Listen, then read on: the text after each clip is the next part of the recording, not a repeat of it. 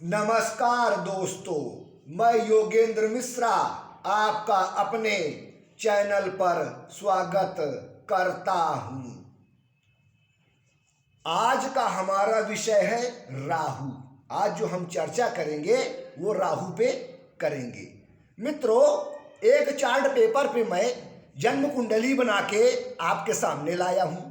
ये जो लग्न होता है वो हमारे जन्म कुंडली का पहला भाव होता है। लग्न को जन्म कुंडली का पहला भाव माना जाता है। ये दूसरा भाव होता है, ये तीसरा भाव होता है, ये चौथा भाव होता है, ये पांचवा भाव होता है, ये छठा भाव होता है, ये सातवां भाव होता है, ये आठवां भाव होता है, ये नौवां भाव होता है, ये 10वां भाव होता है, ये 11वां भाव होता है और आपका ये 12वां भाव होता है। तो जन्म कुंडली में 12 भाव होते हैं।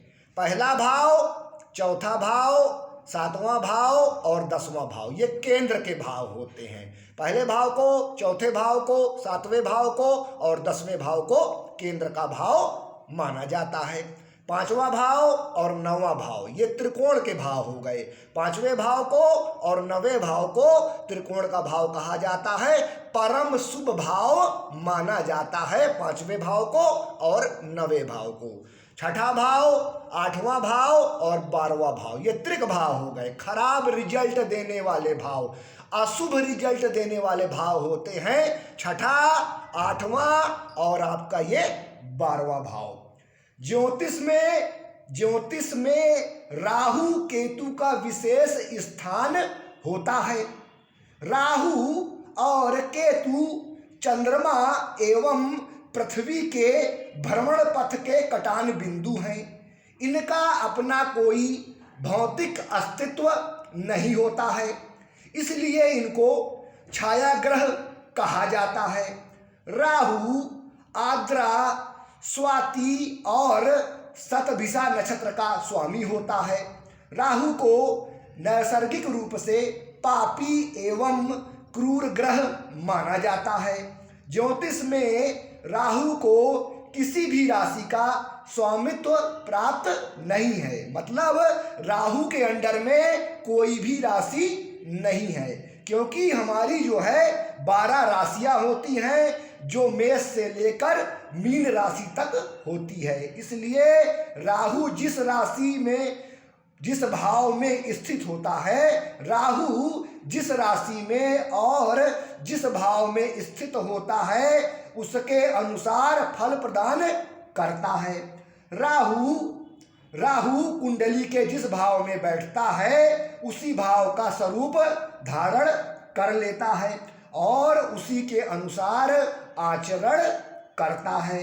राहु जिस ग्रह के साथ युति करता है उसके अनुसार फल देता है। सर्प को राहु का कारक माना जाता है। राहु 20 अंश पर मिथुन राशि में उच्च का होता है और 20 अंश पर धनु राशि में नीच का हो जाता है। मित्रों, राहु जो है मिथुन राशि में 20 अंश में उच्च का होता है और धनु राशि में नीच का हो जाता है। राहु स्त्री जाति का है और राहु की धातु सीसा है। राहु को ज्योतिष में सेना का पद मिला है। राहु जब भी किसी ग्रह के साथ संबंध बनाता है तो नए ग्रह योग का निर्माण हो जाता है। राहु राक्षस है, मायावी है, बहुरूपिया है। राहु जो करता है अचानक, ये राहु का गुण है। राहु जो भी हमको देता है अचानक, चाहे वो अच्छा हो चाहे बुरा हो। राहु की दशा जो है 18 वर्ष की होती है। राहु को छाया ग्रह माना जाता है क्योंकि राहु का अपना कोई भौतिक अस्तित्व नहीं होता। विज्ञान की दृष्टि से राहु केतु का सौर मंडल में कोई अस्तित्व नहीं है। ज्योतिष में राहु केतु को अशुभ फल देने वाला ग्रह माना जाता है। राहु केतु को छाया ग्रह माना जाता है। जिस भी व्यक्ति की कुंडली में राहु अशुभ प्रभाव देने लगते हैं उस व्यक्ति को अपने जीवन में जबरदस्त समस्याओं का सामना करना पड़ता है। राहु केतु हमेशा अशुभ फल ही दे ऐसा नहीं है। अगर किसी व्यक्ति की कुंडली में राहु अच्छे भाव में स्थित हो और उनके मित्र ग्रहों के साथ उनका संबंध बन रहा हो तो वह व्यक्ति के जीवन में अच्छा फल भी प्रदान करते हैं। राहु को किसी भी राशि का स्वामित्व प्राप्त नहीं है। यह अपने मित्र ग्रहों की राशि में शुभ फल और शत्रु ग्रह की राशि में अशुभ फल प्रदान करते हैं। राहु की एक विशेषता है कि ये अपने मित्र ग्रहों की राशि में शुभ फल और शत्रु ग्रहों की राशि में अशुभ फल प्रदान करते हैं। आज जो हम चर्चा कर रहे हैं वो राहु ग्रह के ऊपर। राहु को जैसे पूर्व में मैंने आपको बताया कि राहु को छाया ग्रह माना जाता है। ग्रहों में यह शनि के समकक्ष माना जाता है मित्रों। राहु को ग्रहों में शनि के समकक्ष माना जाता है। राहु का स्वभाव शनि की तरह होता है। राहु शनि की भांति आचरण करता है। इसलिए ज्योतिष में कहावत है शनिवत राहु। शनि के समान ही राहु लंबा रोग कारक एवं विलंब कारक ग्रह माना जाता है।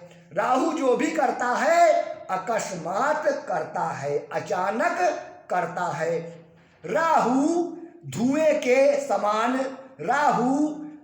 के समान नीले शरीर वाला, वन में विचरण करने वाला, भयंकर, बुद्धिमान, लंबे शरीर वाला, निम्न जाति का, पाखंडी, धूर्त, मायावी, बहुरूपिया, छछंदी और हकलाकर बोलने वाला, धूर्त, कुष्ठ रोगी और दूसरों की निंदा करने वाला होता है।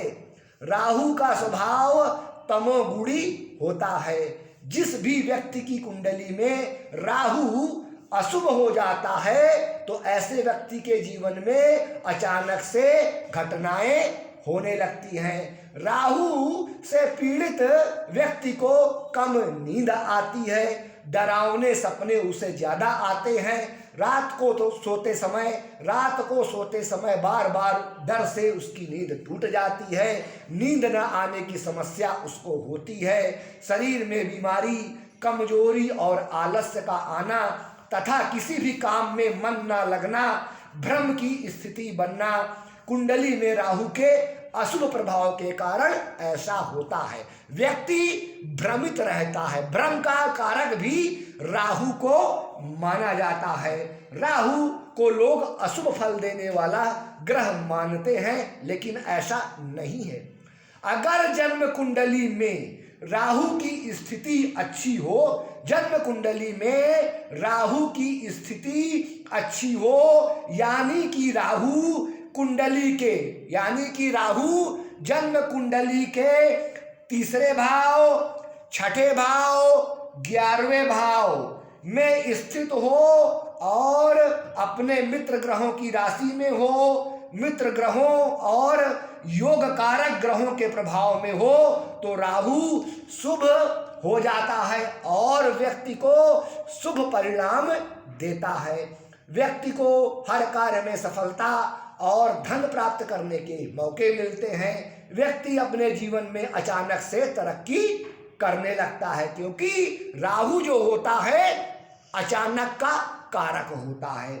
जिस भी व्यक्ति का राहु अच्छा होता है वे लोग बहुत तीव्र बुद्धि वाले होते हैं। ऐसे लोगों की बुद्धि बहुत तीव्र होती है जिनका राहु अच्छा होता है। ऐसे लोग अपने जीवन में उच्च पद को प्राप्त करते हैं। राहु जिसका भी अच्छा होता है वह हाजिर जवाब होता है। राहु अच्छा होता है तो वह व्यक्ति विकट से विकट परिस्थिति से बाहर निकल जाता है। कितनी भी मुश्किल परिस्थिति उसके सामने आ जाए उन परिस्थितियों से वो बाहर निकल जाता है।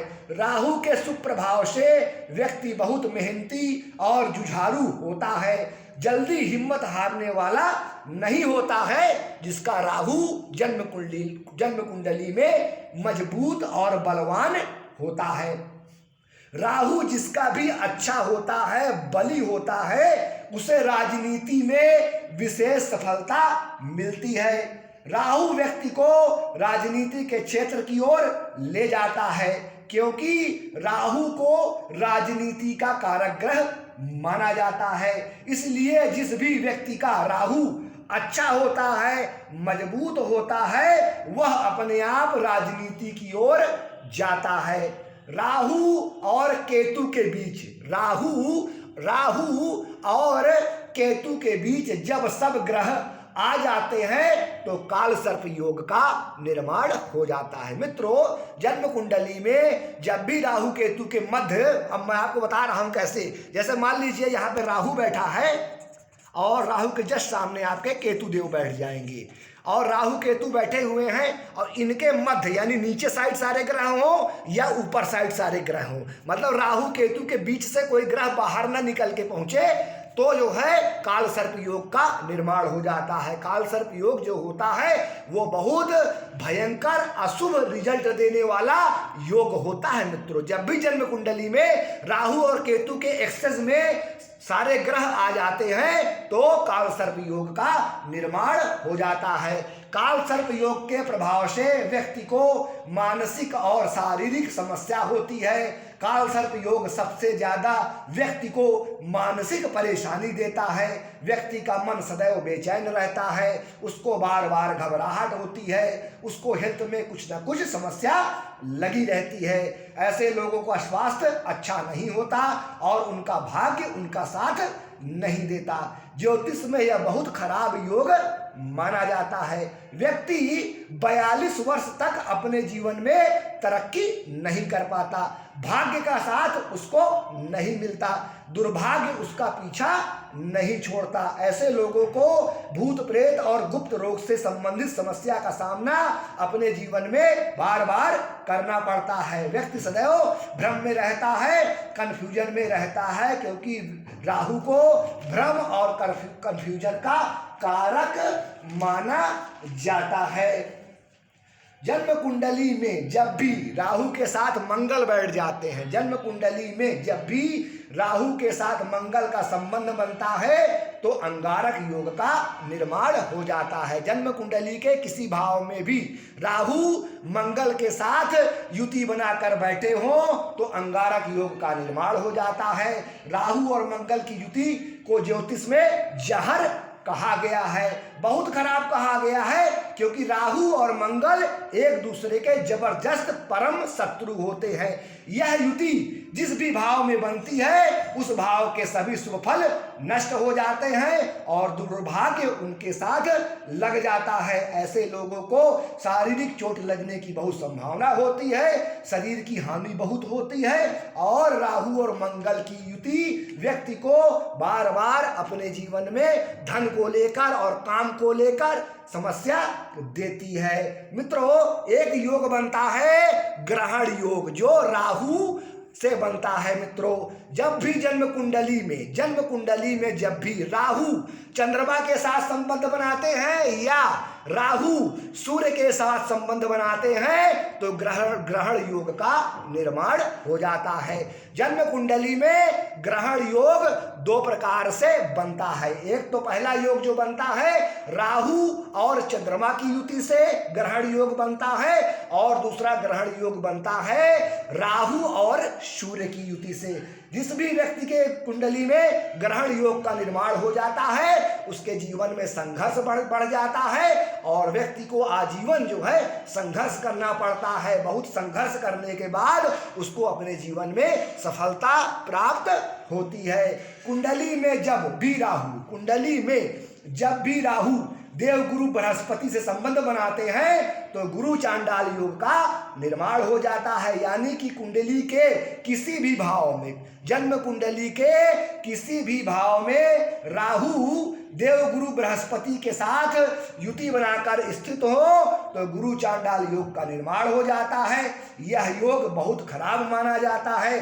शिक्षा में रुकावट, ज्ञान में कमी और काम की समस्या और पारिवारिक समस्या बहुत होती है। व्यक्ति को तरक्की नहीं मिलती, उसका विकास नहीं हो पाता और सदैव उसके जीवन में संघर्ष की स्थिति बनती है और भाग्य उसका साथ नहीं देता। जब भी कुंडली में राहु चंद्रमा के साथ, सूर्य के साथ और आपका शनि के साथ संबंध बनाते हैं तो व्यक्ति को भयंकर पीड़ा का सामना अपने जीवन में करना पड़ता है। सबसे ज्यादा राहु प्रभावित करते हैं चंद्रमा और सूर्य को। जब भी राहु चंद्रमा के साथ संबंध बनाते हैं तो व्यक्ति को मानसिक पीड़ा भरपूर मात्रा में होती है। व्यक्ति मन से सदैव परेशान होता है। सबसे ज्यादा पीड़ा देता है चंद्रमा और राहु की युति मित्रों। इसके बाद शनि और राहु की युति से नंदी योग का निर्माण होता है। जब भी जन्म कुंडली में शनि राहु के साथ युति बना लेते हैं तो व्यक्ति का दुर्भाग्य उसका शुरू हो जाता है। मतलब जन्म कुंडली के जिस भी व्यक्ति के जन्म कुंडली में शनि राहु एक साथ युति बनाकर बैठते हैं, दुर्भाग्य उसका साथ नहीं छोड़ता, उसका भाग्य उसका साथ नहीं देता। तो मित्रों, आज के लिए बस इतना ही। नमस्कार।